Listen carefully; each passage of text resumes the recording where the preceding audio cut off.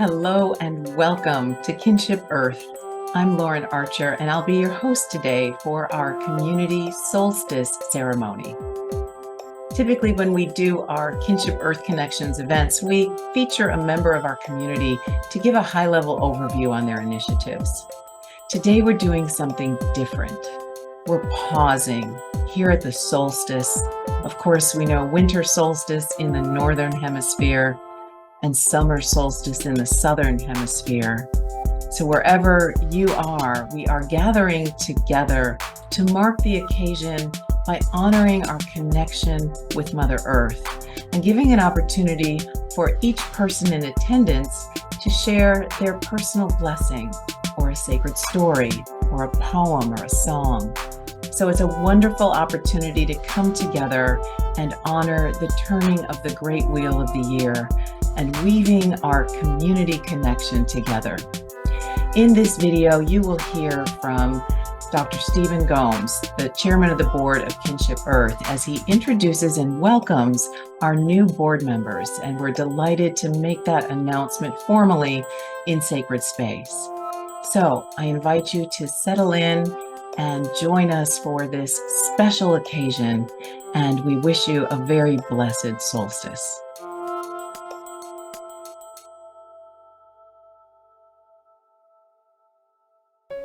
Welcome to the circle.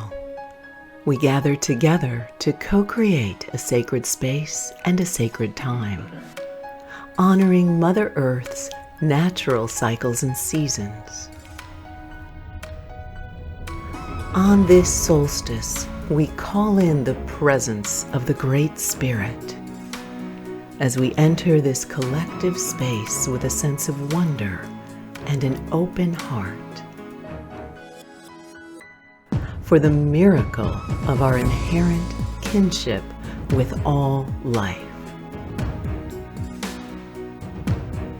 We are one with this living universe, from high in the sky to deep in the ground, the living soil and the microorganisms, the crawling ones and the winged ones, the mycelium networks, the fungi kingdom, the plant kingdoms, and all the life they nourish. We bless and give thanks for the abundant beauty and diversity of creation, and remember our interconnectedness with all life on earth. Together, let us fully awaken to our relatedness. Let us work together to protect and preserve the health and well-being of all life on this planet. Let us align our hearts and minds with the energy of love as we watch the life-giving rays of the sun fade once again into sacred darkness on this solstice night. Let us turn within and receive the blessings of darkness, the mystery of creation, and the promise of the new life and light that is emerging. Let us welcome all traditions, ancestral ways, and indigenous wisdom as we join together in sacred ceremony to celebrate the solstice and our inherent kinship with Earth.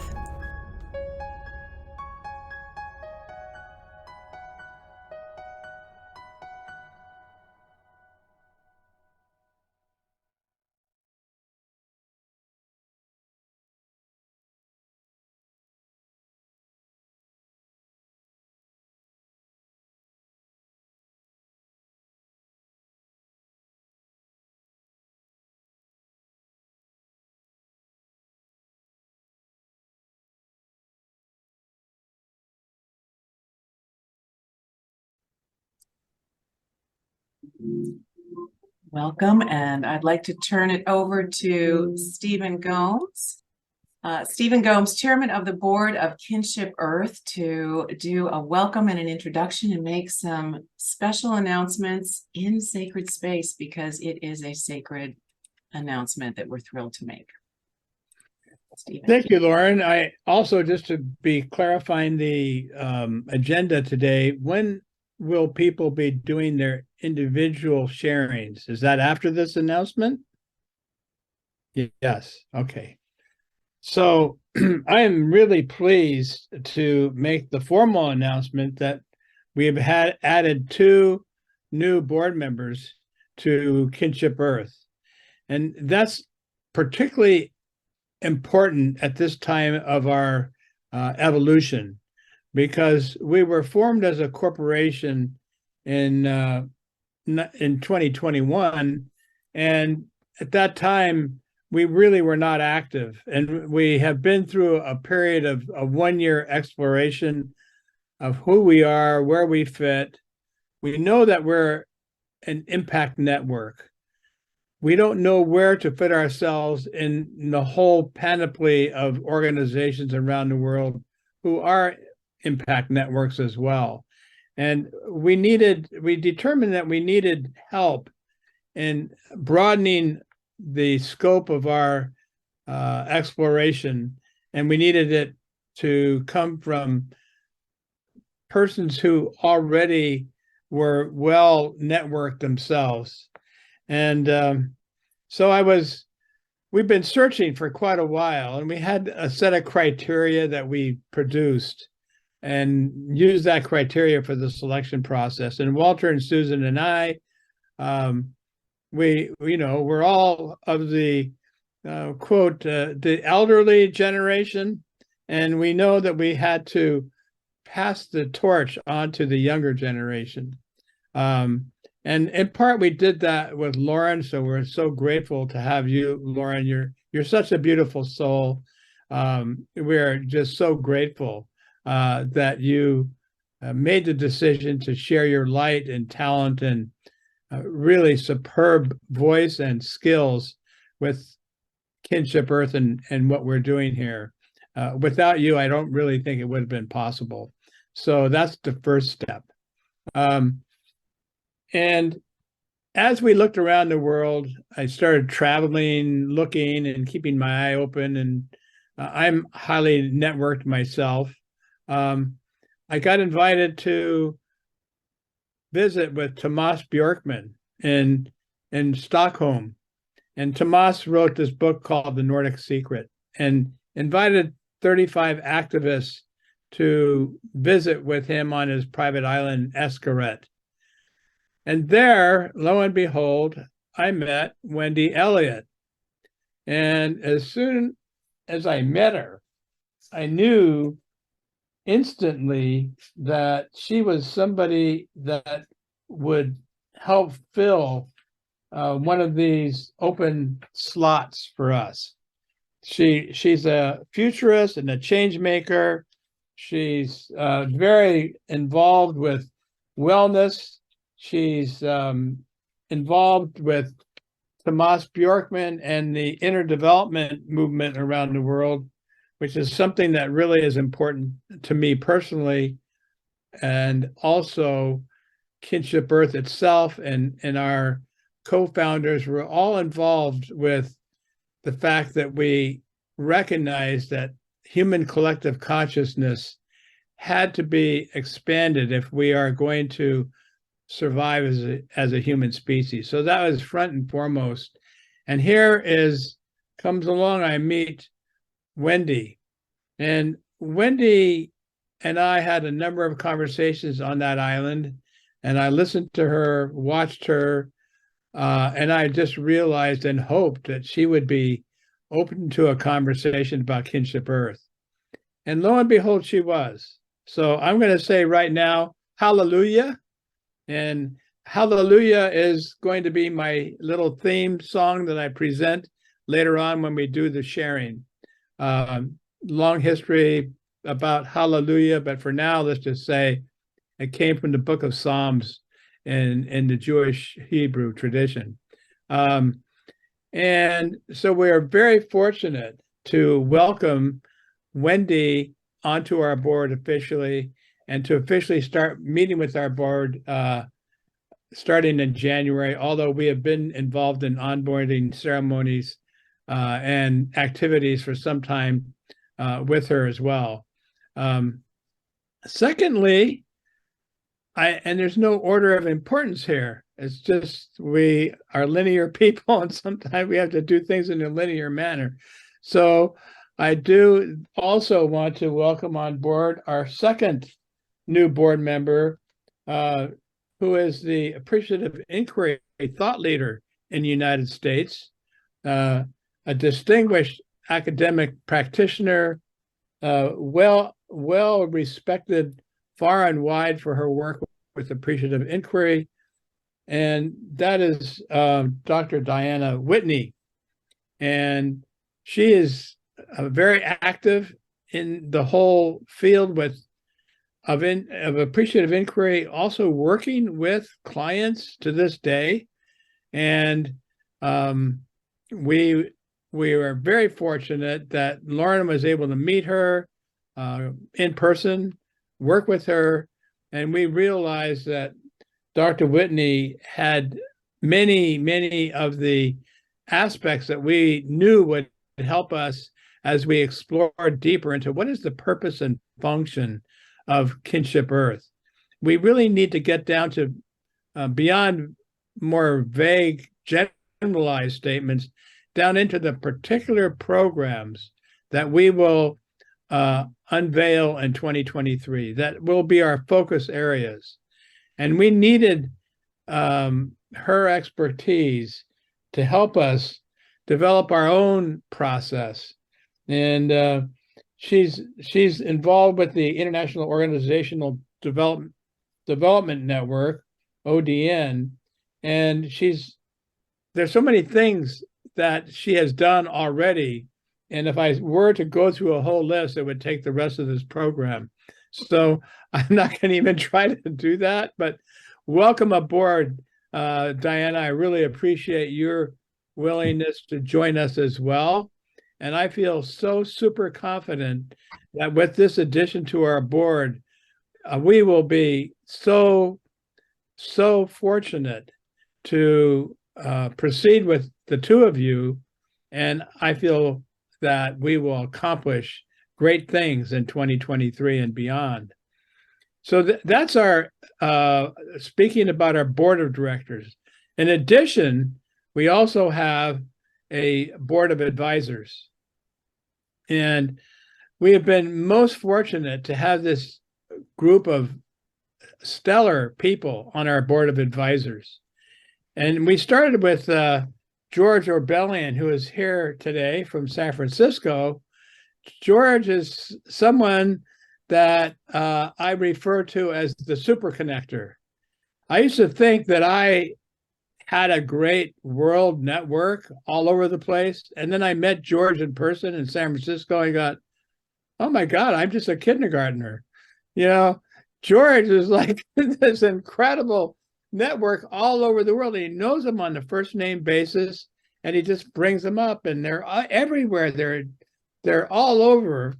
Plus, he's somebody that has put his money where his mouth is, and he's invested in different startups of various kinds that are really making a difference in the world.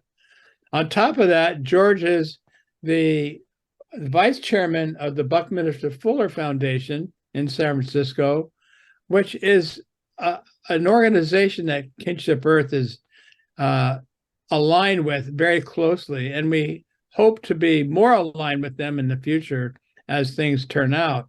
That brings me to my friend and colleague, and we've crossed so many rivers and bridges together over the years without really knowing it, and Terry Mollner, who's with us. And Terry has so many qualities and backgrounds. I don't even know where to start, but one of the places is he was at the early days of the social venture network and the social conscious investment movement in the United States, just like Susan. And Terry is one of the early co-founders of the Calvert Fund, which was one of the very earliest, if not the first, conscious capital investment fund in the United States. And, like many of these things, he helped launch it, got it going, understands this world inside out and backwards. And eventually, contrary to what some of the people wanted at the time, it was purchased by a big investment bank.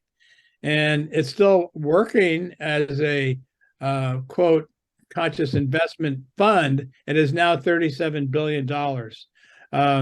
But it's no longer has the same original grassroots founders in it like Terry. But we're very fortunate that when I approached Terry and asked him if he would be willing to be the chairman of our board of advisors, he said yes. So welcome, Terry, here with us today, and we look forward to having you in the family. And Lauren, would you just put up the screen with the rest of our board of advisors that you just had? I'm not going to introduce all of them, but I do want to at least show who they are. So we have Elisa Gravitz, who was a former KINS alumni, and she is now chairman and CEO of the Green America. Done tremendous things with the KINS method, and she is a real place of great inspiration for us to see what you can do with the KINS principles and the KINS methods. And we have Sharon Joy, who is also here from Florida, who is another KINS alumni. We have Hank Patton from Washington, Annelos Smitsman, who I was an advisor to her and her group. She has something called the Earthwise Center. When I was teaching a Ph.D. program at the University of Maastricht in Holland, she was getting her Ph.D. there. And I had heard about her. I never met her there, but I'd heard about her. And she is the only person that I know of in the world that has a PhD dissertation on global systems change. And she's gone on to do great things. She's also partnered up with Jean Houston, and Jean, who is 84 years old now, is passing the torch on to Annelos. And she's an incredible resource for us to have on our board of advisors. So, see, I think I covered everybody. Yeah, okay. So that's the introductions. Is there anything else you want to add, Lauren? No, that's it. I wanted you to introduce our new board members, and then we're going to invite either Wendy or Diana, whoever would like to go first, to do the sharing, and then we'll allow things to go organically. We'll be passing the proverbial talking stick. So this is really about hearing from each person in the room. We've got plenty of time, but we're the guidelines are suggested keep your share around 3 minutes, and we'll see how we go. So between Wendy and Diana, who would like to go first? You're on mute. You're on mute, Diana. Oh, she's. Wendy, you have something I know prepared, so why don't you? Okay, so very lovely to be with everybody, and such a sense of gratitude and humility of being invited into this group. As Stephen said, we met on a private island off Stockholm, but when he made the invitation, there is one of those moments in life that he really didn't have to tell me very much, because I had such a strong gut feel about this. And it was only retrospectively I actually looked in more detail about what Kinship Earth was really involved in. And I think it's everything that I'm passionate about.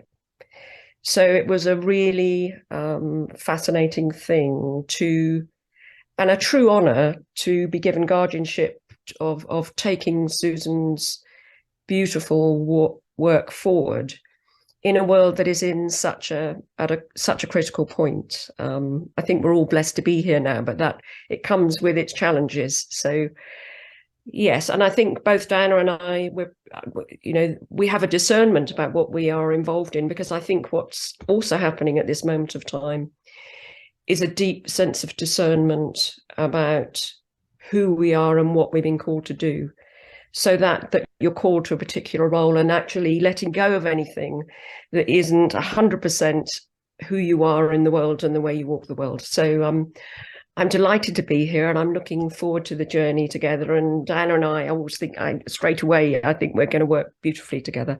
So it's a lovely team. But I thought in relation to the winter solstice, it's the idea, I was thinking, and I know some of us were in another meeting earlier on today, and the idea that the solstice may be the shortest night for some, but it's the longest night for others. And that idea that the solstice is a turning point. It's a very crucial and important sacred point at which there is a switch. So I think that moving towards or away from the light has this beautiful ritualistic quality.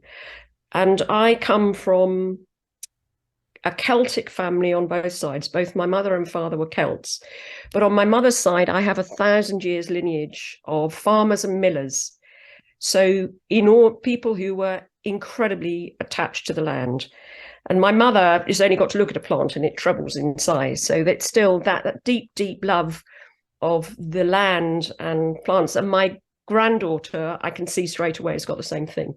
So what I wanted to bring to the group was a Celtic winter solstice blessing.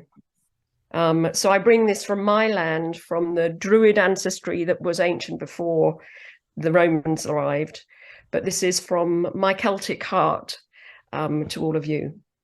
And this is a blessing from the Celts. May the blessings of the light be upon you, light within and light without. May the blessed sun shine on you like a great fire, so that both stranger and friend may come and warm themselves at it. May the light shine out through your eyes, like candles searching the windows of a house, bidding the wanderer to come in out of the storm. We send our greetings and thanks to the spirit of the sun. May the blessings of the rain shower you with life-giving waters. Wash your spirit fresh and clean and leave there a shining pool where the light on the blue of the heavens can shine. We send our greetings and thanks to the spirit of the rain. May the blessings of the wind, moving tirelessly over land and sea, blow sweetly upon you, filling your body with purifying breath and your mind with clarity and inspiration, so that your imagination may soar like an eagle. We send our greetings and thanks to the spirit of the wind. May the blessings of the earth support you firmly and strengthen you as you journey up on the roads of life, and cradle you gently, and nurture you while you sleep and dream on her fertile soil. We send our greetings and thanks to our Mother Earth. Hail the fertile darkness of the north, life and light is reborn. Hail the gentle breath of the east, life and light is reborn. Hail the rekindled spirit of the south, light and light is reborn. Hail the trickling drop of the west, life and light is reborn. Hail to those who lived before us, hail to those who live among us, hail to those who follow us. All see the great turning of the wheel, the endless cycle that connects us all. Guide us to the returning light. May the blessings of the light be upon us, light within and light without. Hail the sun, blessed be.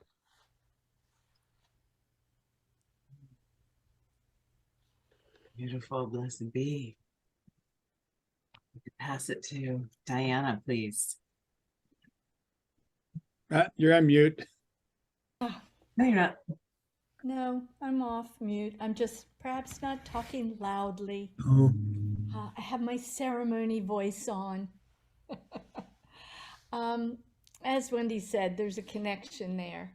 And I have come to Kinship Earth with great delight and humility, curiosity, and hope that some bit of what I have learned over my many years will be meaningful to Kinship Earth as we go forward. It's really not kind of protocol to argue with your board of director chairperson in public, but Stephen, how can you possibly say that I am the younger blood?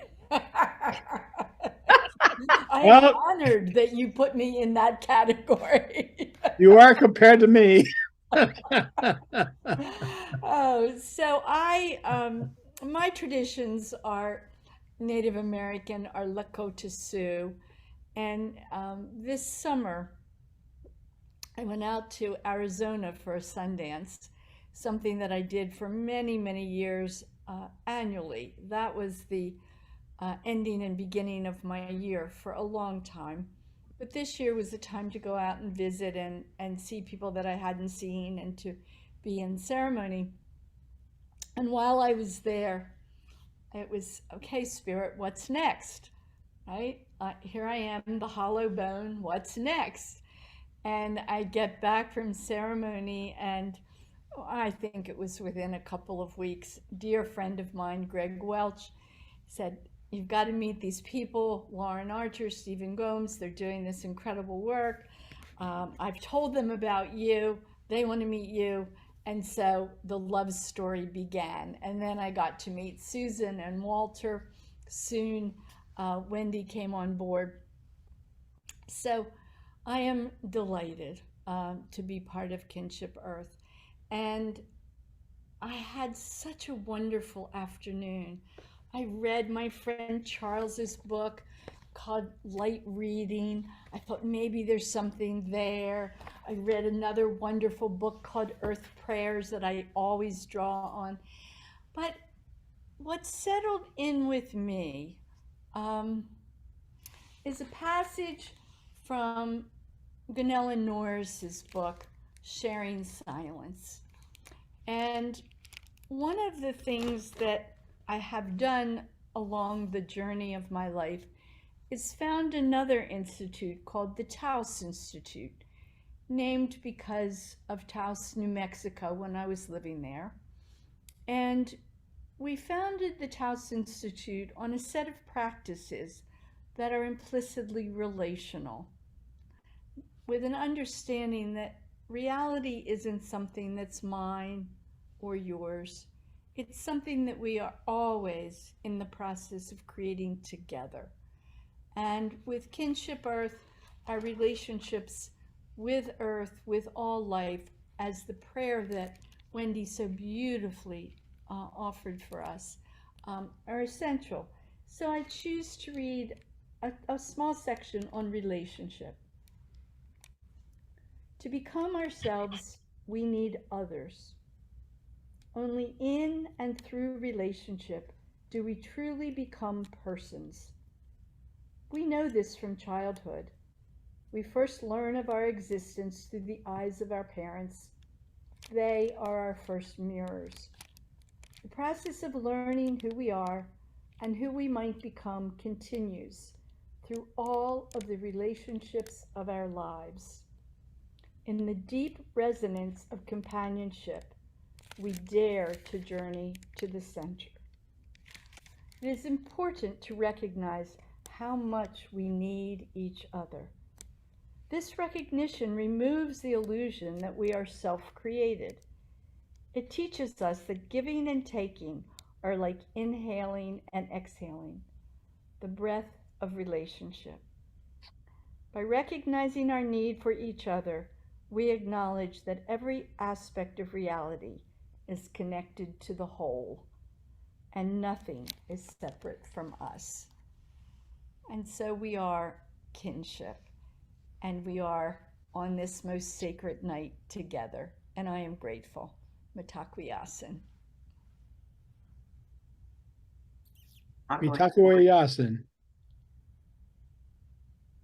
So now we'd like to go popcorn style. Although I do want to offer priority speaking to our co-founder and chairwoman emeritus, Susan Davis Mora. You can either speak now or we can save you up and do a closing at the end, or both. So what would you like to do, Susan? I'd like to speak now because what I want to share is the miracle of Lauren. I want everyone to understand finding a replacement for myself was pretty hard. I worked really hard on it. And I had some despair because the basis of my life is a belief in consciousness, that we need to raise consciousness on Earth. That's the main thing we need to do, and we need to do it with each other. And so I spent my life, I've done 40 innovation networks, and they've all thrived, et cetera. So I know there's a lot of proof that consciousness is really crucial. So there aren't that many. I come from the finance world. I was transforming finance, and I started searching, and there's just not a lot of candidates. And then miraculously, I was introduced to Lauren, and we had a conversation off the chart where we were just so aligned. We had such a similar basis of making decisions and what was really important to do. And it was just joyous for me. I couldn't thank God enough. And she took over pretty quickly, and she was not at all materialistic. That was really important to me because KINS is all about joy and generosity and consciousness. That's what KINS is. And there haven't been major global networks like that before. So for me to put down the reins and let myself be, I'm now 82, thank you. And I had to really put down the reins. And so I talked to Lauren, and she was in all the way from the first conversation.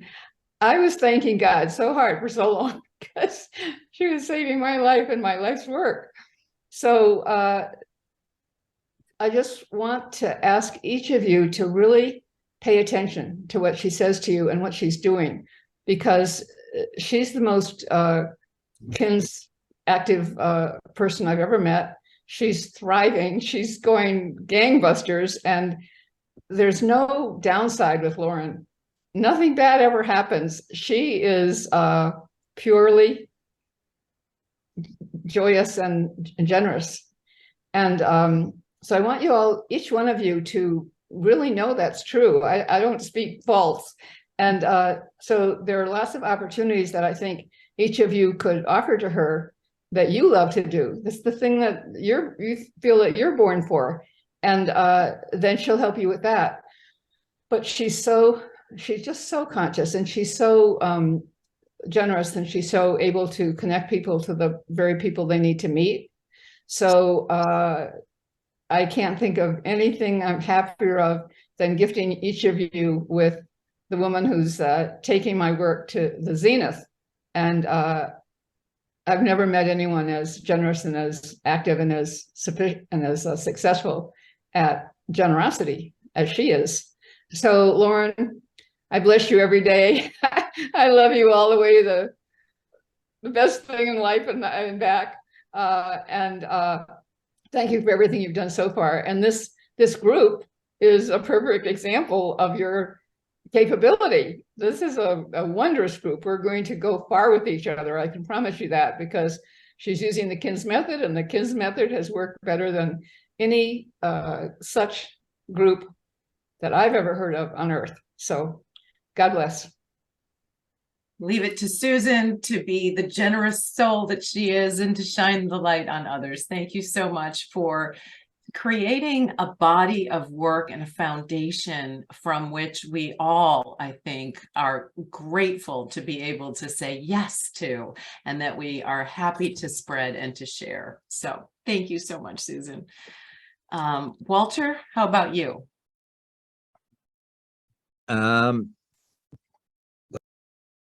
Whoops, I'm sorry. I accidentally was going to spotlight you, and I accidentally hit mute instead of spotlight.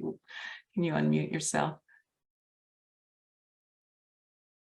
Well, as one of the board members, I'd like to welcome Diana and Wendy. I've I met Susan some 20 years ago, and I went to some of her networks. One of them I remember was the Solar Circle. And, you know, it's hard to step into Susan's footsteps. She has a special way. And I was wondering, and when Stephen, you know, got in touch with Susan about starting, you know, Kinship Earth, I was wondering how that would continue. And then, you know, we found Lauren. Lauren, you probably getting embarrassed about all the good things we're saying about you.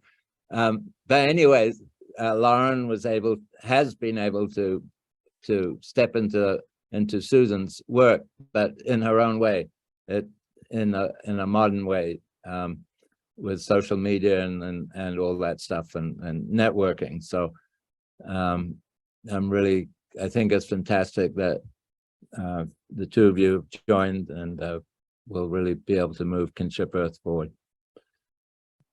So that's what I wanted to say. Wonderful. Thank you, Walter. And a little side note, at the end, we'll be making some announcements, but I'm going to tease an announcement that in June, we have an opportunity for a sacred gathering in person in Finca Sagrada, where Susan and Walter are located in just outside of Vilcabamba, Ecuador. The Kogi Mamos, the spiritual leaders from Colombia, will be there. So we have a little placeholder page on the website, so please take a look.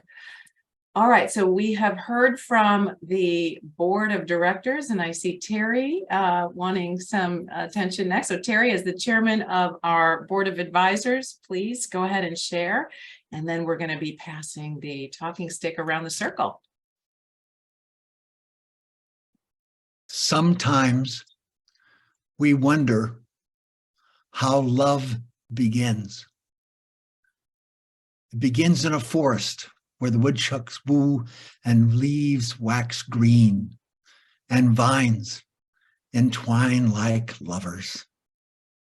Try to see it, not with your eyes, for they are wise, but see it with your ears and hear it with the inside of your hand, the soundless sound of shadows flicking light.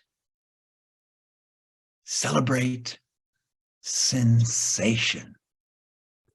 We call that quiet place, that special place, that secret place where once, just once in your crowded sunlit lifetime, you hid away in the shadows of the tyranny of time, and love was sweeter than the berries or the honey, with a taste of mint. It is December, a perfect time to be in love. Classic Terry, classic Terry. That's right. That's right. Lauren, I would like to actually start with the talking stick next. Okay. And I've had many talking sticks. This is one. This is a Lakota one that I had painted. This is a one from my wizard circle. I don't know if you can see that one, carved right out of the wood, you know. But this is my favorite one right here. So this one took many hours to complete. So the reason I wanted to start out with my sharing is because I think it's a theme, both from Susan, who talks about two major themes in her life: consciousness and helping everyone walk their life destiny path. So to me, the solstice is a reaffirmation of the great circle of life. It's a point, it's a renewal point, showing that we are renewing the great circle of life, of being, of consciousness. And for that, I give great praise. So my theme that I'm going to share, it's not 3 minutes, it's 4 minutes, 1 minute over. I'm sorry about that, but what I'm sharing comes that way. It's the celebration, and it's just on the spiritual level, and it has to do with the word hallelujah. It comes from the Hebrew hallel, which means to give praise, and Yahweh, which is one of the sacred names of God. Together, hallelujah has been adopted by the Christian religion as alleluia. And one of the great praise songs of the word hallelujah was done by Leonard Cohen. So I want to play one of the best renditions I've ever heard to set off our tone for sharing today on the solstice. So I'm going to share screens and just play it as it is recorded. If you let's see, I think I can do this. If Should be hopefully this will work. Let's see. share sound button. Yeah. Beautiful. Okay. Well, okay. Here we go. I think this will work. Anyway, let's tell me if you hear the sound.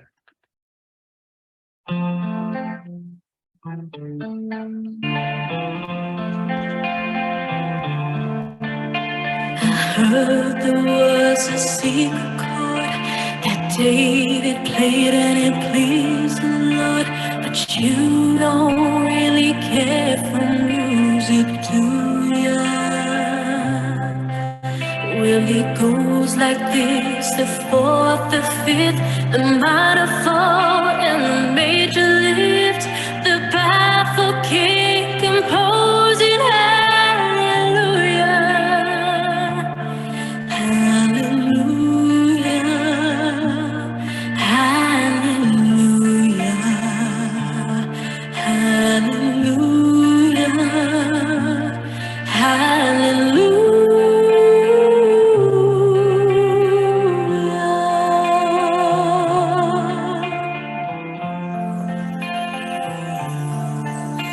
Your faith was strong, but you needed proof. You saw her bathing on the roof, her beauty and the moonlight overthrew ya. She tied you to her kitchen chair, she broke your throne and she cut your hair, and from your lips she drew the hallelujah. Hallelujah, hallelujah.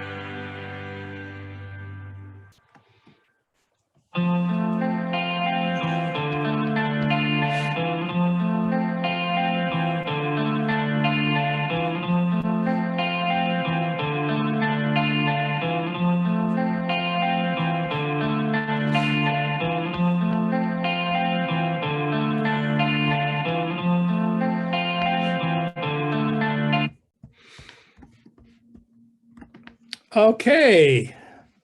It always brings tears to my eyes. I can't listen to that without that happening. Sorry.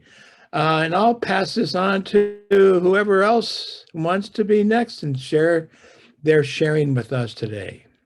Oh, beautiful. Elizabeth raised her hand. Thank you so much for joining us all the way from Hawaii. Welcome, welcome. Aloha from Hawaii and aloha Susan and Walter and Lauren and Sharon Joy, who we just talked with yesterday about solstice. And it's the mother and child image at the end of Hallelujah, Stephen, that makes me want to speak next. And Sharon Joy, I know, will bear with me because she wants me to share this story. I'd love to know if I wonder if I can see the whole gallery while I'm speaking. Yes, how many of you have been to Newgrange? Newgrange, Lauren has, Wendy I'm sure would have, and Stephen, a few of you. Newgrange is a very special solstice temple, a winter solstice temple.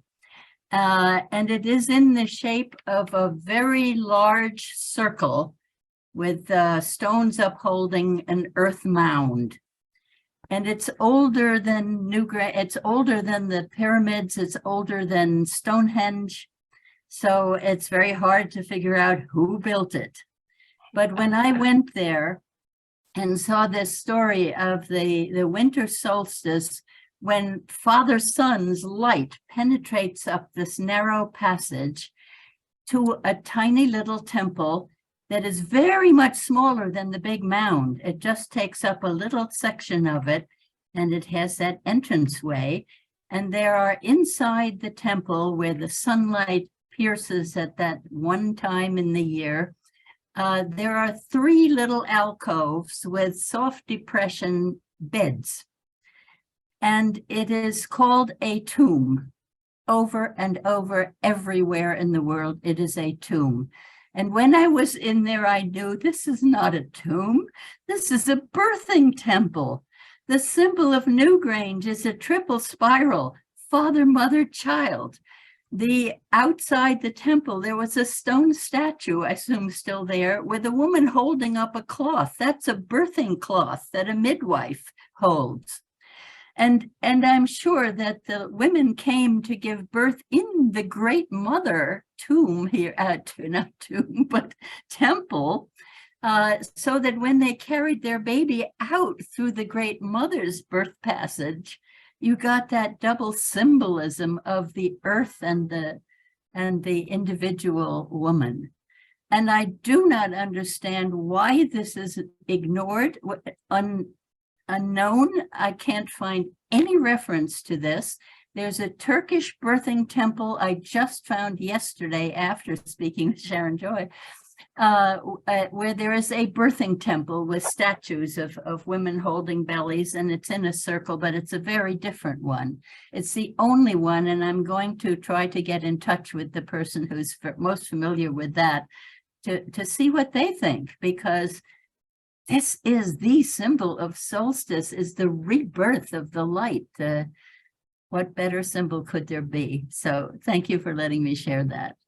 Elizabeth, I just want to jump in and say that, you solved a mystery for me, because when I was there, I couldn't understand why it was a tomb. I walked into the center of it. It's all dark and you go through these passageways, and I thought, this is not a tomb, but I didn't know what it was. I just knew it wasn't a tomb. And now you completely opened the light to what that mystery was. So thank you. It's a womb, not a tomb. Yeah. Yeah. Love that theme. I am looking around the room with so much love and appreciation for so many of you who have been waiting patiently for your opportunity to share. So who is feeling called next to take their turn with the talking stick? Walter raised his hand. Go ahead. And then I want to make sure that those folks who we have not yet heard from have an opportunity to share. Go ahead, Walter. This is a kind of a hallelujah story and a birth story.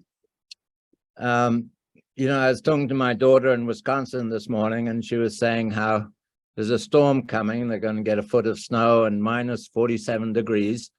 And I was so happy that I wasn't going to be there because, you know, I farmed in those climates for many years.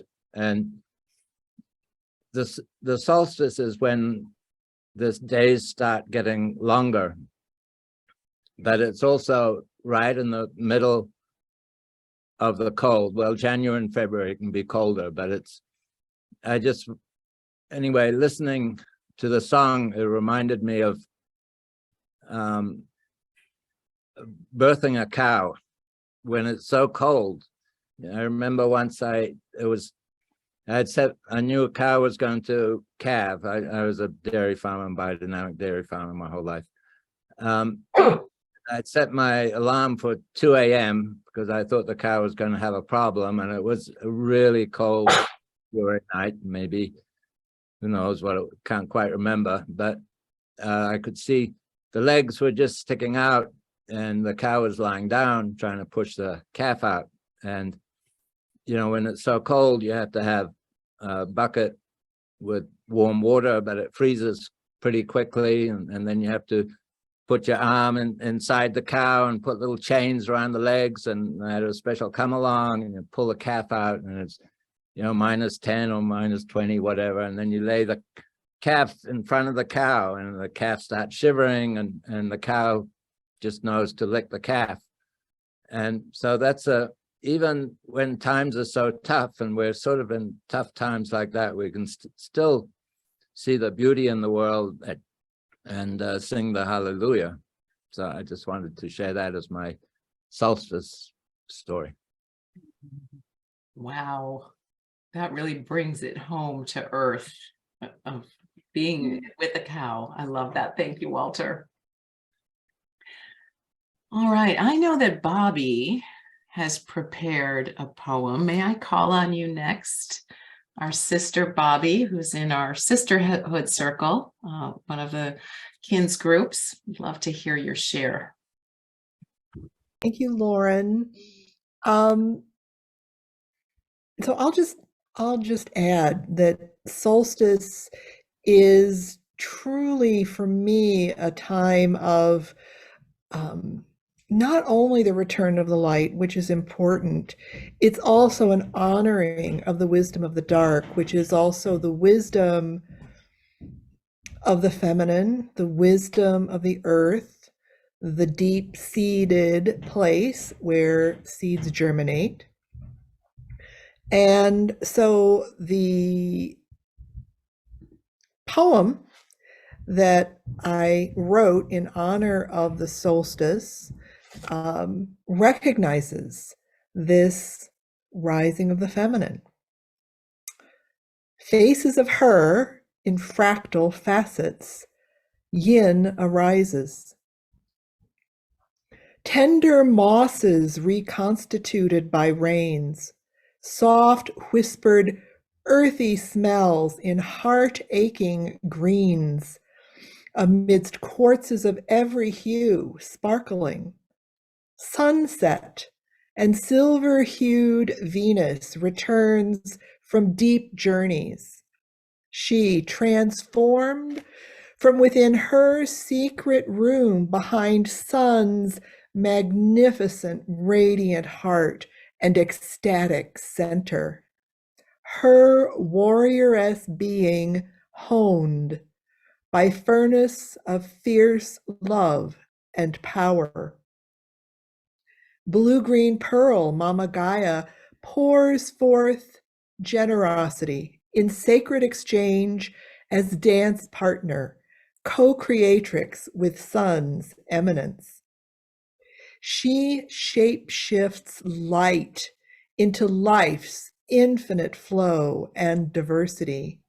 She conceives, gives life, births every being who rides with her. Amidst Pachamama's cycles, we gather in this silver winter solstice moment, together, in community, garden of innocence ripe with reverence, calling forth pink pearl, rosy egg, Tiny Haumea, mighty creatrix with moons and rings, goddess amongst edge dwellers, circles now into heart center, just in time, joining her stellar sisters. Feminine essence in every being awakens. Listen to and embrace La Luna, touching moon's silvery cycles like chimes of her being, fragrance rich in tides, ebbs, and flows. More ferocity as dark mothers gather, feminine returns wearing Kali's face and with Pele's fiery visage. May we dance with you, Mother, in all your guises, not to be fooled by the fool's gold of false feminine, nor fooled any longer by the weighty lies patriarchy has instilled and installed everywhere. 7,000 years, give or take. This anthem honors yin arising, exalts her infinite faces, fractal facets ever merging and emerging, touching her and she us with shimmering silver solstice blessings. Here, seeming opposites unite, new synthesis as seen through lens of wholeness. I see distant stars. We see you in this now from your distant then, because as fiery furnace, you from untold distance inspire our night sky star blanket. Your magic starts close in and closer still, stardust in our every breath, infusing every particle of every being, Mother Earth equally infused. Touching her silver possibilities, we rise. Light returns. Namaste, and thank you. It's so much fun to play in this circle with my old friend Susan and with my new friends Lauren and Stephen and everybody. It's so cool. Thank you. Woohoo! Thank you, Bobby. I was getting chills through that. It was gorgeous. Right. Okay, perhaps a tough act to follow. Who is being called? Or I can call on someone. I kind of want to hear from Kenneth because you've been in our circles before. And one of the things that we've always wanted, you've kind of called into the circle, is more time for everyone to share. And so this is an opportunity to do that. Would you like to speak or do you want to pass? Interestingly enough, thanks, Lauren. I feel very quiet right now. So I'm happy to offer some music to the circle. A little bit of flute. Good. Just need to do an audio test. So I'm going to play through the notes and then maybe Lauren, you can just share with me. We'll just check in to see how that sounds. Okay.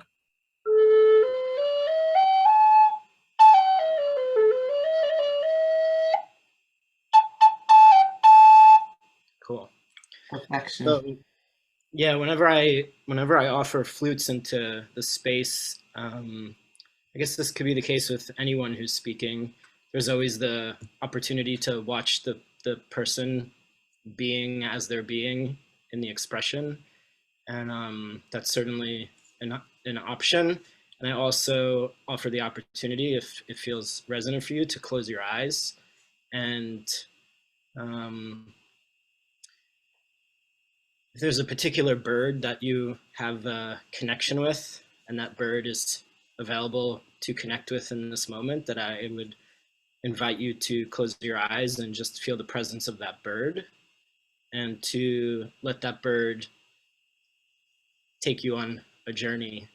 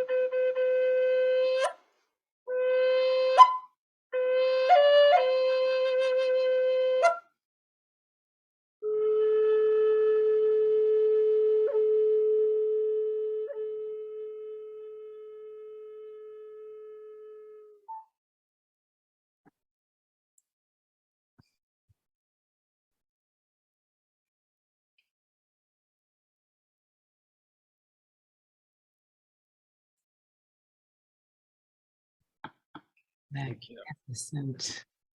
Thank you. Absolutely masterful. Thank you for that contribution. You're welcome. All right. Who is feeling called to share a blessing into the circle?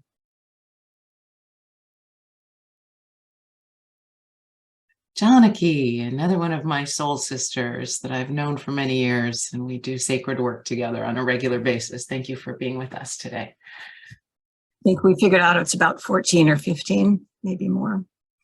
Unknown to all of you, I have been your secret cheering squad in the back of the room. Lauren and I have talked so much about each of you. I'm looking at people I feel like I know, because she's spoken so hospitably and caringly about each of you and how magnificent you are. And I just wanted to feel when was the right time for me to see how I could participate. And it felt like this was perfect. So, and I want to thank Kenneth for playing the flute, because my eagle and I really enjoyed that. And I also peaked, and I play the flute, not like you, and I plays with my eyes closed. And my teacher is a Salish flute player here in Washington. And I said to him, so tell me about flute playing. And he said, well, you don't play the flute. He said, you listen. and you stop and you breathe and you allow nature to speak to you, and it comes through your fingers and through your heart. And I said, oh, is that why my eyes are always closed? He said, of course, you're praying with your flute. So thank you for your prayer, Kenneth. What I'd like to do is read something that I wrote that feels appropriate for now. So it's called The Voice of Time. I'm called by the past to speak of the future. Truth is held in the heart of nature, in wind, and sun, and trees, and earth. We must listen with our souls to the land around us calling. Wind-born, I ride on the essence of air and fly through time and space. There are no walls in these gusts of expression. I'm a guest of the wave of all knowing. It's true that we are relearning for us to know form, to know who we are as beings of light and beauty. Our human bodies, necessary in form, are less and less important. We are creatures of the heart, open to knowing that has been dormant in the body. I hold memory of my own experience and that of my ancestors. It is passed down through the DNA, retransmuted with patience and faith distilled to the final essence of purity, which is electromagnetic and found at the quantum level. In this place of understanding, it is less personal attachment. It's a deeper aware of connection. From here is the joy of expansion and flowing into all that is. There is no constriction or pain. There are no limits, and nothing is ever final. Even form itself is transient and longing to find its next expression. When we believe form is all there is, desperateness occurs and we recognize limit. Afraid we will not have enough, we believe once our form expires, there is only a void or an absence of life. Life is an eternal force, an energetic expression. Love is the direction that dispels loss. Love connects us in ways that overcome fear. Love transforms DNA and reaches beyond fear. When we allow love to lead, we feel the expansion of life through the expression of emotion and giving. Loving another gives the experience of the eternal, unless the other becomes afraid that it will end. Life force cannot end, and neither can love. The bodies of those we love will expire, yet the connection lives. We struggle to find a place to root because we have forgotten how to live in the allness of time. We have become time-bound, and in doing so, believe there are beginnings and endings. Air, fire, earth, and water transmute eternally as expressions of the true nature of life. Our hearts, souls, and spirits live beyond any form we imagine is ours. Close your eyes, breathe, feel, know, believe, remember the eternal you. Whoa. Holy cow. Congratulations. Woo. So wonderful to weave your energy into this room, Janaki. Thank you so much. It's lovely. Oh, I'm looking at so many beautiful faces. Oh, I see Barbara's hand going up. Barbara, feel free to unmute yourself.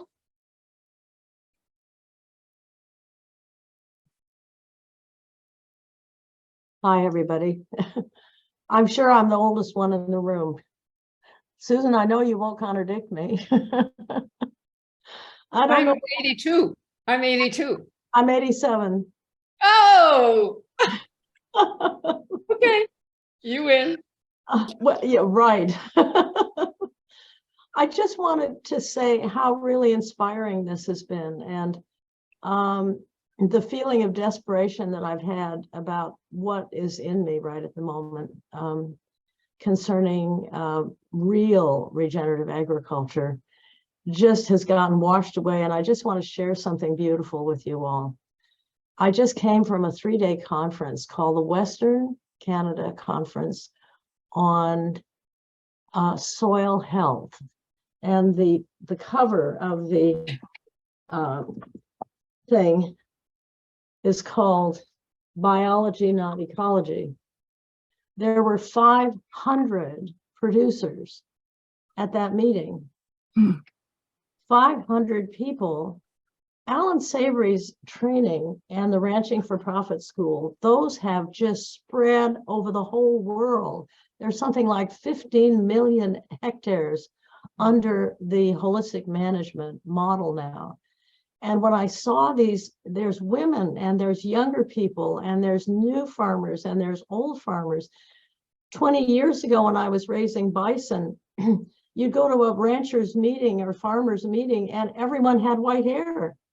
I didn't at the time. And now it's really happening. And there's marvelous people, but they're kind of not institutional, right? They're not institutional.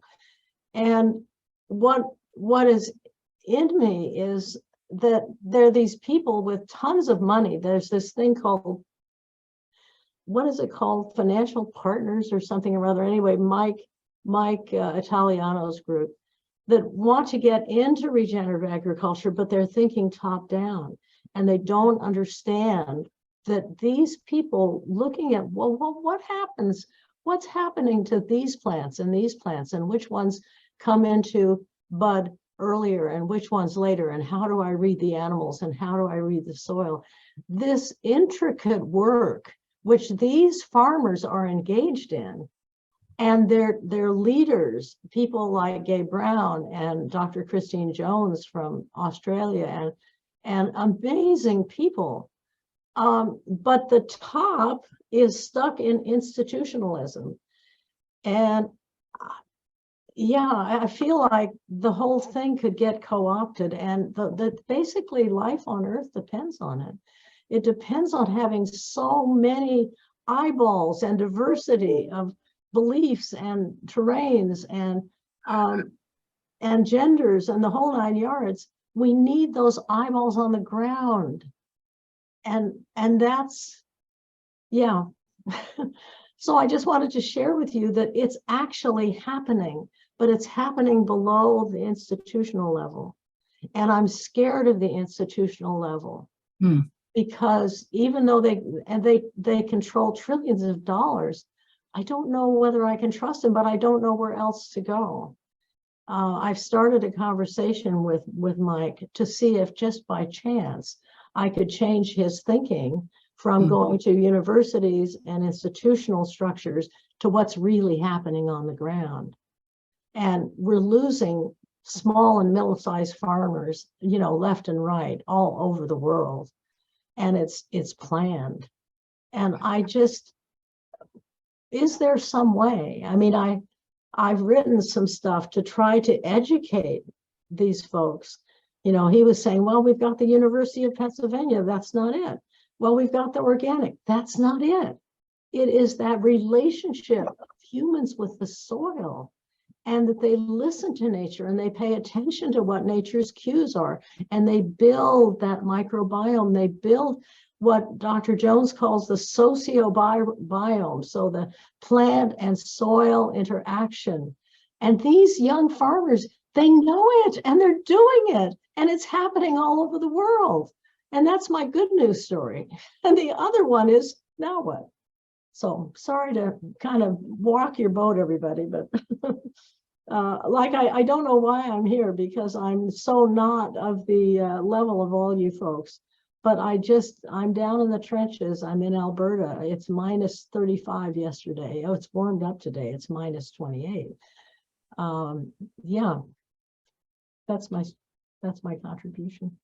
You are here because you were called to be here, and the work that you're doing is great. And that's one of the reasons that we come together, is to shine the light on the stories of hope. And many of us do feel that frustration, the fear of the darkness. We can put our attention on everything that's going wrong. And when we come together and we focus on what is working and what's going well, and we amplify that, that elevates things. So I see that George has his hand up. Here's another one of our inspiring leaders. Thank you, George. I'd love to hear your share.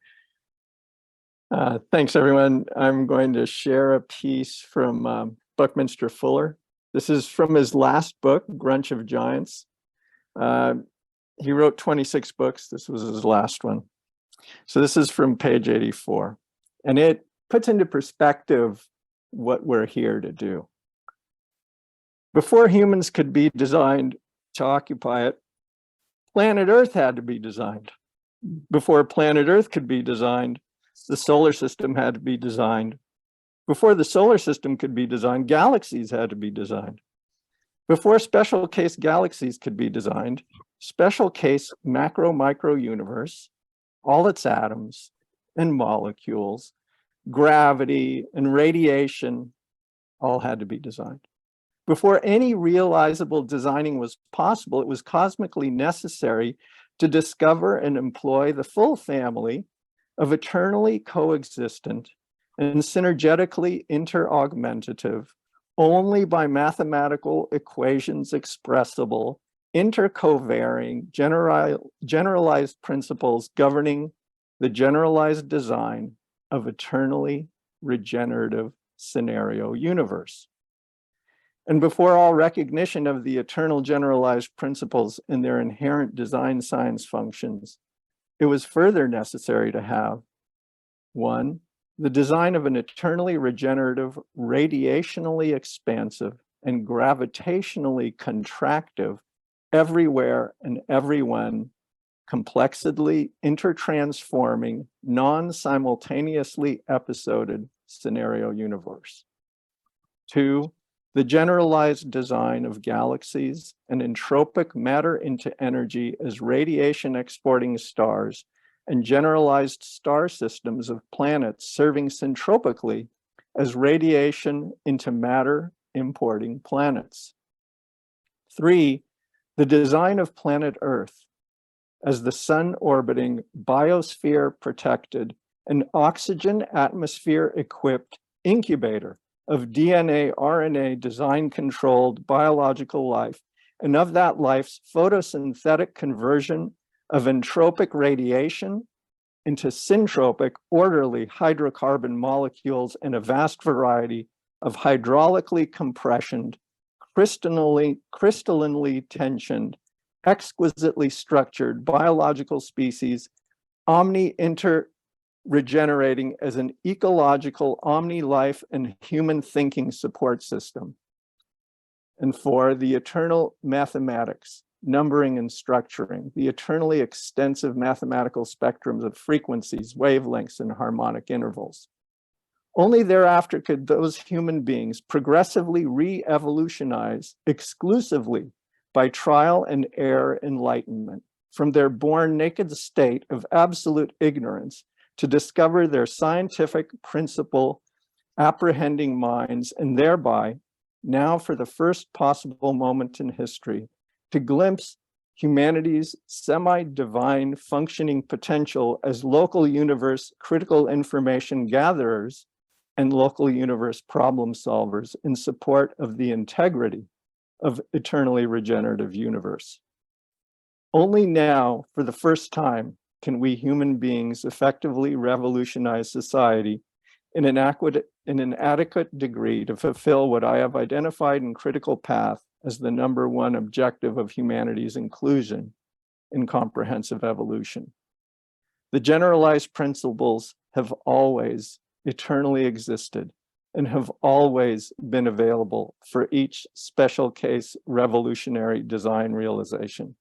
The special case design revolution has always had to precede the extra special case local social revolution, whether it be by inventing guns, which overwhelm archery, or inventing the wireless telegraph, which transmits messages halfway around the world at 6 million miles per hour, making utterly obsolete the Pony Express and its concomitant Wild West socioeconomic behavior patterning.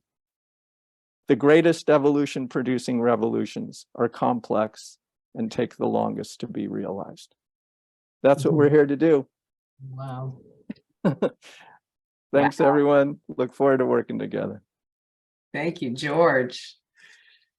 All right. I see that Beverly has her hands up, and I want to do a little bit of a time check. We're coming up on the bottom of the half hour. We have 30 minutes left. So I do want to make sure those of you who would like to share have an opportunity. If you'd like to use the little button on the bottom where it says reactions, And then you can click on that, and there's an opportunity to raise your hand that will put you in the queue to make sure that we call on you. So Beverly, welcome. Well, thank you so much, everyone. I am calling in from Durango, Colorado today. And I was called to be here. I've never been with you folks before, and I want to thank you for your hosting of this really inspiring time. I'm the founder of the Center for Nature and Leadership, and after 10 years, I have handed that reign over to a new executive director. So I am appreciating the creative space that I'm now in. And as my gift to the contribution here today, I would just like to read something. I think it'll be a nice counterpoint to George as well. So thank you for going first, George. We join with the earth and with each other to bring new life to the land, to restore the waters, to refresh the air. We join with the earth and with each other to renew the forests, to care for the plants, to protect the creatures. We join with the earth and with each other to celebrate the seas, to rejoice in the sunlight, to sing the song of the stars. We join with the earth and with each other to recreate the human community, to promote justice and peace, to remember our children. We join with the earth and with each other. We join together as many and diverse expressions of one loving mystery for the healing of the earth and the renewal of all life. And that's from the UN Environmental Sabbath Program. And it's wonderful to share this solstice with all of you. Thank you. Beautiful. I'm so glad you were called to join us, and I hope you'll stay connected and involved. We'd love to follow up with you and find out how we can weave our networks together. Thank you for the good work that you've been doing. And I see Alexandra's hand up. Alexandra, I'm looking forward to the possibility of seeing you in person next month. So where are you calling in from? I'm actually calling from the Mayan land, Mexico City, Mexico, Yucatan, Riviera Maya, where, you know, the pyramids are. It's very intense here. There's a lot of water underneath us, and it keeps a beautiful flow of energy. What I wanted to share with you today is a prayer for all of you this solstice, just because for holding the space for all of us and for the generations that are coming. So strong that they're revolutionizing everything. They're creating new technologies, they're creating movement, and it's all because you have kept the light so strong with the regenerative movement and many other movements. So I'm praying for all of you to keep expanding that light and keep giving that love that the earth needs at this time. And for that, I'm extremely grateful for all of you and for all your creations. And may this winter solstice be a complete blessing for all your families and everybody around you. Aho. Aho. Thank you so much for giving your voice into the circle and joining us today. All righty. Who have we not heard from yet who wants to speak? I see Sharon Joy, Genevieve, Mark, Ginger, Joaquin, Carmen, Michael. Who's feeling called? Joaquin, welcome. Or Joachim. I've heard your name pronounced so many ways. And that's a good thing. I wanted to pronounce in so many ways. Thank you so much for the invitation. Thank you everyone for being here. Since everybody sets sort of the stage of why we're here, what we're coming, let me set the stage here to share my little. So, sitting around the fire, reflecting on the year, right? Thank you, George, for raising that quote here. I was reading the book along with you on page 84, right? When you said, you know, before humans could, you know, be coming here to occupy the planet Earth had to be designed, right? For me, it's like before humans can come together and really sort of get something accomplished on a global scale, right? We had to create a platform for that, right? We had to provide a way, a vessel for everybody to onboard and come together and build these agreements together. So for me, this year has been an incredible journey, both for Haifa and for Seeds, where I met incredible people. I met my friends here that I was working for 3.5 years, you know, online, virtually. I met them finally face to face, you know, in France and in Germany and Munich.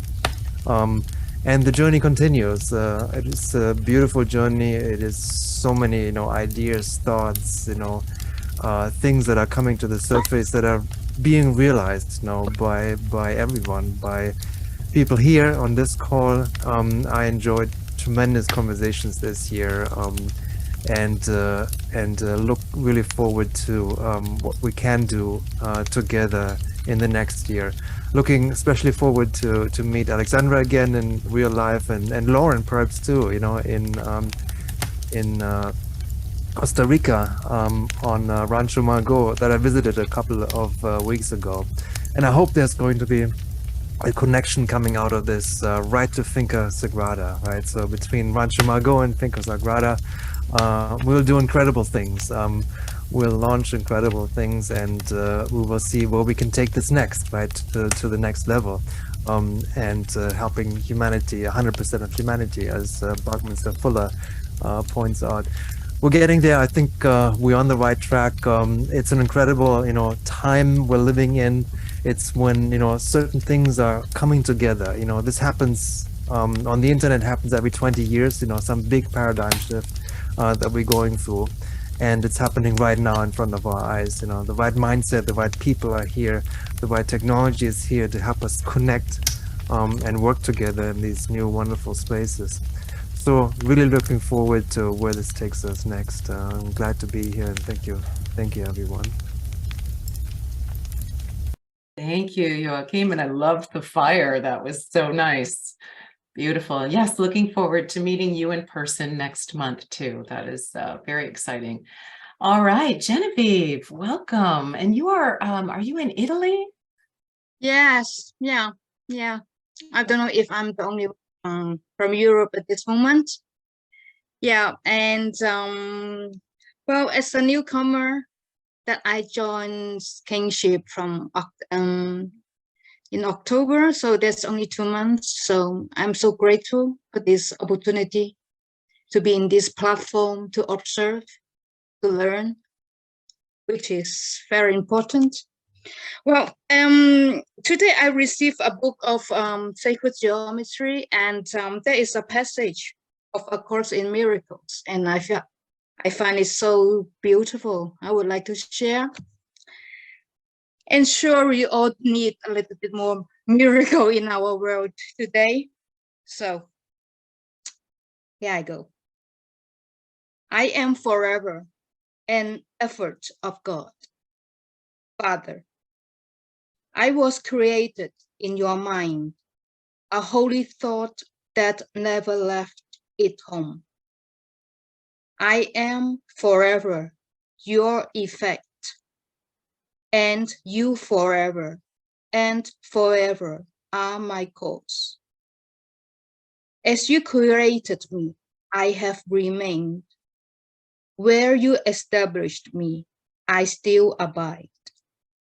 And all your attributes abide in me, because it is your will to have a son, So like his cause, that cause and its effect are indistinguishable.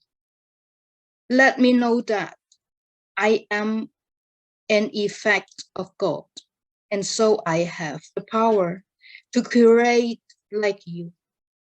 And as it is in heaven, so on earth.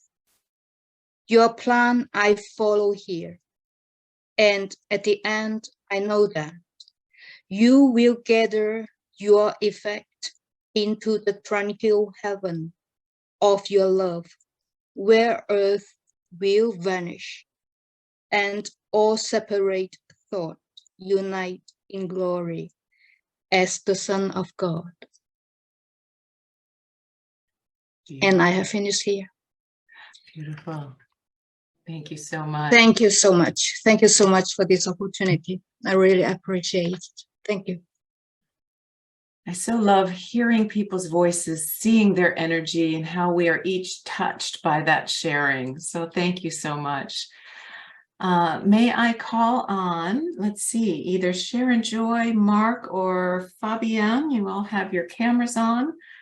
I'd love to see if one of you would like to share. I will. And there's an image that I'm going to share here that I see Alexandra has left, so she could tell us what it is. Maybe Lauren or Joachim knows where it came from. Maybe Alexandra painted it. But it showed up in my inbox today, and it's really quite beautiful with the seasons around the globe here, and the trees in all of their seasons, and the moons and the animals. So I thought it was a very beautiful image for this time.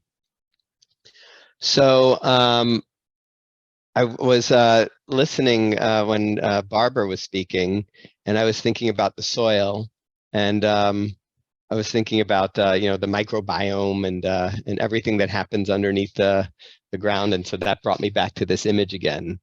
And I wanted just to bring into the space, my appreciation, and not only for Susan, but for the world of people that I've met through Susan, and in particular, Elisa Gravitz, who's not here today, but she's part of Kinship Earth, and she's created the Soil and Climate Conversations and Alliance, which is really wonderful gatherings. So I'm feeling optimistic that there are vast collaborations that are just emerging, and these conversations like this, the conversations that Anelos is holding, who's also part of Kinship Earth, it's all weaving, and it feels quite purposeful, quite emergent. And so I'm looking forward to meeting, to learning more about Diana and Wendy. Welcome to the circle, and I appreciate seeing everybody here. And may this be a time of light. We are lighting candles each night for Hanukkah. May this be a time of peace, and somehow our world recognize that that is possible. I liked it when Terry told me, the end of wars are agreements, and we can get to the point where we can skip the war part. I liked that. So I'm delighted to be here with everybody, and appreciate the space that is emerging. And thank you, Lauren, for making this happen. Thank you, Mark. We're so honored to have you and your presence in our community, and looking forward to having you participate even more. So how about Sharon Joy? Can we turn it to you? And then Fabienne, if you'd like to share. Mine is brief because I'm savoring the awe. And it doesn't feel that words come from me now. I will just be in the silence of the awe and the gratitude. It does feel like the solstice is calling us stronger these days, these years. And we welcome the equinox and the solstices, these turns of the year. And I think some of you were with me earlier with Fritjof Capra. And what I'm called to is our networking and our symbiosis, mycelial ventures below and above the ground. So thank you for inviting me to be in this beautiful circle of being. Thank you. Solstice be with you. Thank you, Sharon Joy. And I'm reminded that as many of us are sharing, we're not sharing our professional cards, we're sharing our hearts in this circle. So thank you for that. And Fabienne, would you like to share? Welcome. Can you unmute?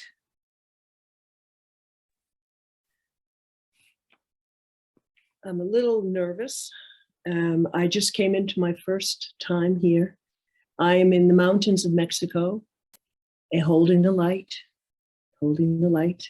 I am a yoga teacher. I've been teaching for 30 years.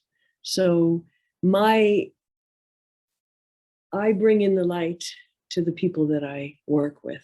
You know, I'm a guide, you know.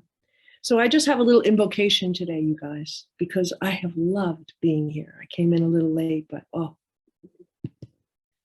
And so if you just close your eyes and just bring this into your own body, because I work with bodies, it's a good one. And I am overflowing with all which source desires for me. I fully embrace life as a divine opportunity to serve, explore, and show the divine path. Life is infinite. Love, eternal perfection. I choose happiness, peace, harmony, and ascension so I may live my highest purpose today and bring it into the new year. And so it is. Thank you. And so it is, blessed be. All right, so I see Carmen and Michael do not have their cameras on, but I want to give you an opportunity if you would like to speak your voice into the circle with a blessing. And if not, that's quite all right as well. So if you're there, Carmen or Michael. Also, have we heard from Beverly? Not sure if Beverly would like to share. All right, well, so in the absence of that, anyone else feeling called to reflect? And then I do have a couple of closing announcements and potentially a short little song. Hey, Diana? Very short, very short. Thank you, Beverly. And again, the earth did shift. And again did the night grow short and the days long. And the people of the earth were glad and celebrated each in their own ways. Thank you all for everything that you have shared. Beautiful, thank you. George. Yes, I wanted to bring to everyone's attention an urgent matter.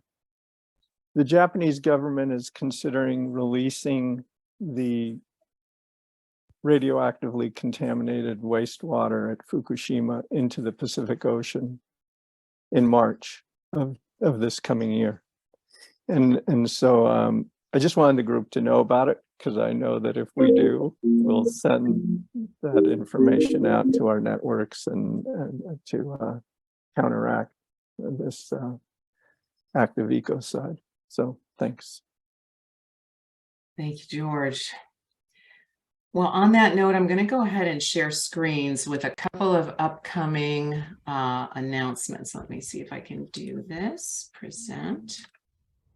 So we mentioned, we announced today, Wendy and Diana joining our board of directors. So very excited about that. And our advisory board team is growing. We're going to be meeting with them very shortly.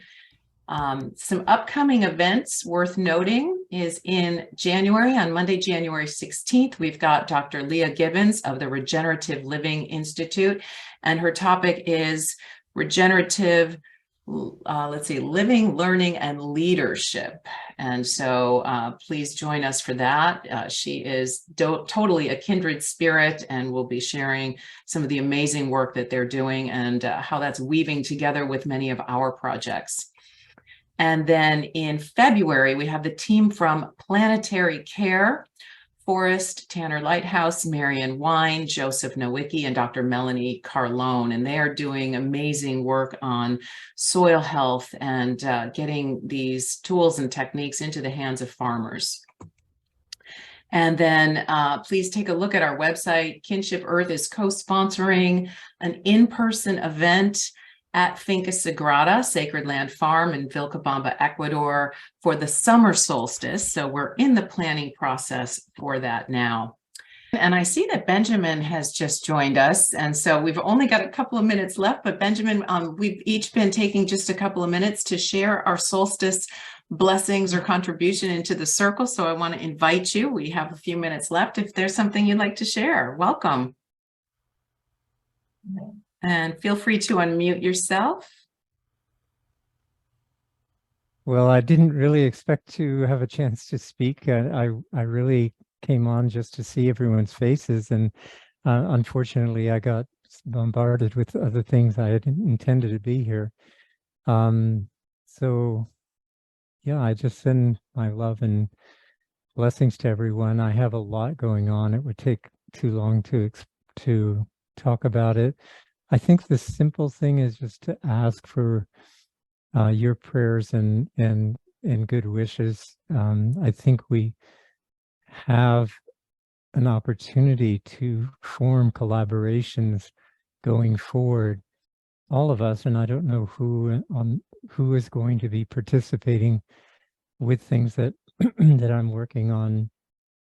But if you're looking for a way to collaborate in the impact investment space, that's what we're really trying to build, a new structure for that will be quite extraordinary, I think. And yeah, I didn't really think of using this as an advertisement, but it's not really an advertisement. It's asking for your best wishes as this new year goes forward for all of us, really, to find ways to make a difference in this world. And this coming of the new light, this solstice time is a special time to just really reflect and bring joy. And I'm so sorry that I missed everyone else's speeches today. That's all I have. Thank you. Thanks for letting me say something. I didn't expect it. It's quite all right. There is a magic that happens when we get to hear people say what's coming from their heart and see them move and listen and feel and integrate our connections together. So we're grateful for that. Susan is raising her hand. Susan, are you able to unmute yourself or do you need help? Walter, she may need a hand. Oh, I'm muted. Yeah, I was just wondering, when people have missed this program, are we taping it? I hope we're taping what everyone says, because then you can send it out from the office. Yes, and now that I have you spotlighted and we're coming up on the end of our time, I wonder if you would be willing to share your beautiful song, the We Are Here, Keepers of the Garden song. Okay, I love to sing that. Right. Would that be my part of it? Okay. We are here. We are here. Keepers of the garden, we are here. When, if not now, where, if not here, who, if not you and me? We are here. We are here. Keepers of the garden, we are here. Woo!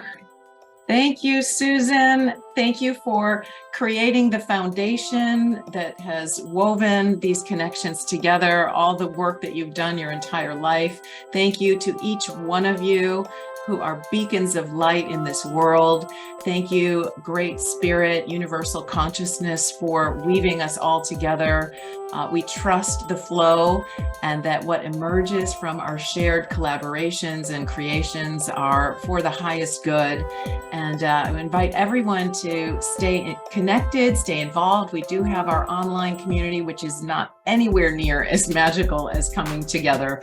And also feel free to reach out to us individually and stay connected.